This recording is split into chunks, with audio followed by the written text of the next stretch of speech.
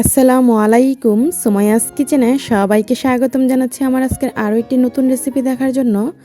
আমি আজকে আপনাদের সাথে শেয়ার করব হোটেল স্টাইলে পরোটা রেসিপি। আশা করি রেসিপিটি আপনাদের কাছে অবশ্যই ভালো লাগবে। যদি রেসিপিটি ভালো লাগে আমার চ্যানেলটি সাবস্ক্রাইব করে আমার সাথেই থাকবেন। চলুন দেখে নেই পরোটা তৈরি করতে কী লাগছে পুরো প্রস্তুত প্রণালী। এই পরোটা তৈরি করার জন্য আমি এখানে 2 কাপ ময়দা নিব। আপনারা আপনাদের পরিমাণ মতো কমিয়ে বাড়িয়েও নিতে পারেন।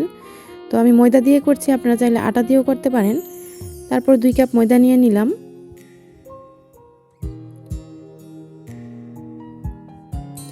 তারপর এখানে আমি দিয়ে দিচ্ছি পরিমাণ মতো লবণ,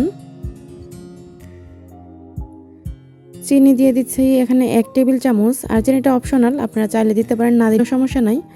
তারপর দিয়ে দিচ্ছি এখানে 3 টেবিল চামচ গুঁড়া দুধ, আর এই গুঁড়া দুধটা দেওয়ার কারণে কিন্তু পরোটাটা খেতে অনেক বেশি মজার হবে।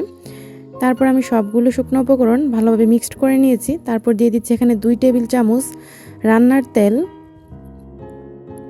তেলটা দেওয়ার পর ভালো করে আমি মিশিয়ে নিচ্ছি, আর ভালো করে কিন্তু মিশিয়ে নিতে হবে।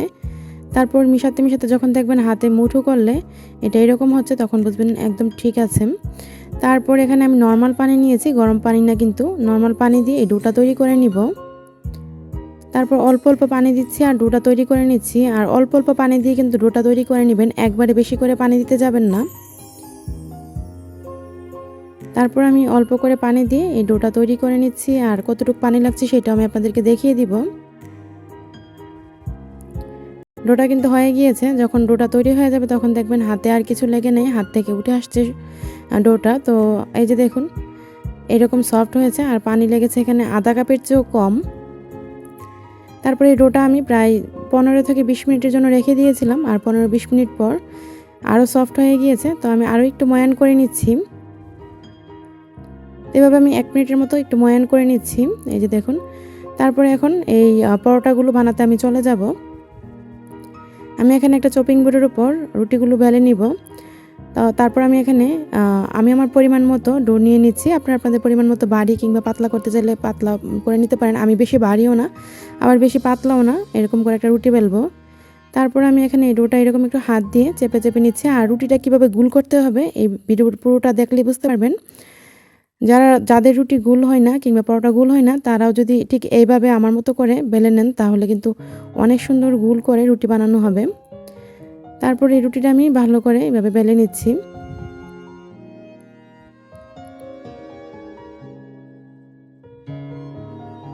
তো এইভাবে বেলতে বেলতে এই যে রুটিটা বেলা হয়ে গিয়েছে। এখন আমি একটা ছুরি দিয়ে মাঝখান দিয়ে একটু কেটে নিব। পুরোটা কিন্তু কাটবো না, শুধু মাঝখান দিয়ে এরকম একটু করে কেটে নিচ্ছি। তারপর আমি এই রুটিটা এরকম একটু আপনারা একটু লক্ষ্য করলে বুঝতে পারবেন, আসলে এটা বলে বোঝানো যাবে না, একটু ভালো করে লক্ষ্য করুন। ঠিক এভাবে মুড়িয়ে নিচ্ছি। এই যে দেখুন, এখন হাত দিয়ে এরকম করে একটু চাপ দিলেই হবে। আমি দেখিয়ে দিচ্ছি, ঠিক এরকমভাবে চাপ দিয়ে, এই যে এভাবে একটু চাপ দিলেই হবে। তো এভাবে যদি করে রুটি বেলেন তাহলে দেখবেন কত সুন্দর গোল হয়। আমি আপনাদেরকে একটু বেলে দেখাচ্ছি। এখন উপরে আবার কিছুটা ময়দা ছিটিয়ে আমি রুটিটা বেলে নিচ্ছি। তো এভাবে করে রুটি বেলে নিলে কিন্তু রুটি অনেক সুন্দর গোল হয়। বিশেষ করে যারা নতুন রাঁধুনি তাদের কিন্তু এই টিপসটি অনেক উপকারে আসবে। তো এইভাবে আমি রুটিটাও বেলে নিচ্ছি। আর রুটিটা আপনারা যদি বেশি মোটা করে করতে চান তাহলে কিন্তু খেতে ভালো লাগবে না, একটু পাতলা করেই করতে যাবেন, আবার একদম বেশি পাতলাও না।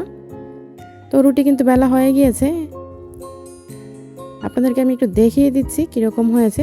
এই যে দেখুন, ঠিক বেশি ভারীও না আবার বেশি পাতলাও না, এরকম করে আমি বেলে নিয়েছি। তো এখন আমি বাজাতে চলে গেলাম। আমি চুলায় একটা ফ্রাই প্যান বসিয়ে দিয়ে ফ্রাই প্যানটা গরম করে নিয়েছি। তারপর দিয়ে দিলাম রুটিটা। তারপর প্রায় 15-20 সেকেন্ড চুলার আঁচটা মিডিয়াম আঁচে রেখেছি। 15 থেকে 20 সেকেন্ড কিংবা একটু বেশি সময় যখন হালকা একটা দাগ পড়বে তখন উল্টিয়ে দিয়েছি। তো এভাবে 2 বার উল্টিয়ে দেওয়ার পর যখন একটু হালকা দাগ পড়েছে তখন দিয়ে দিচ্ছি এখানে 1.5 চা চামচের মতো তেল। তারপর সাইডে তেলটা দেওয়ার পর এরকম একটু চেপে চেপে এই পরোটাটা ভেজে নিতে হবে। চুলার আঁচটা মিডিয়াম আঁচে রেখে এই পরোটাগুলো ভাজবেন, তাহলে পরোটা ভাজাটা সুন্দর হবে। তো এভাবে উল্টিয়ে পাল্টিয়ে আমি পরোটাটা ভেজে নিলাম। তো এভাবে আমি সবগুলো রুটিও বেলে নিব আর পরোটাগুলোও ভেজে নিব। এই যে দেখুন পরোটার কালারটা কতটা সুন্দর হয়েছে, একদম হোটেল স্টাইলে কিন্তু পরোটাটা হয়েছে। আমি যেভাবে করেছি হোটেলে কিন্তু স্পেশাল যে পরোটাগুলো সেই পরোটাগুলো কিন্তু এরকম চিনি আর দুধ দিয়ে বানাই। আপনারা দুধ চিনি দিয়ে যারা পরোটা বানান তারা তো জানেনই কতটা মজার হয়, আর যারা বানাননি তারা অবশ্যই ট্রাই করবেন, আশা করি আপনাদের কাছেও ভালো লাগবে।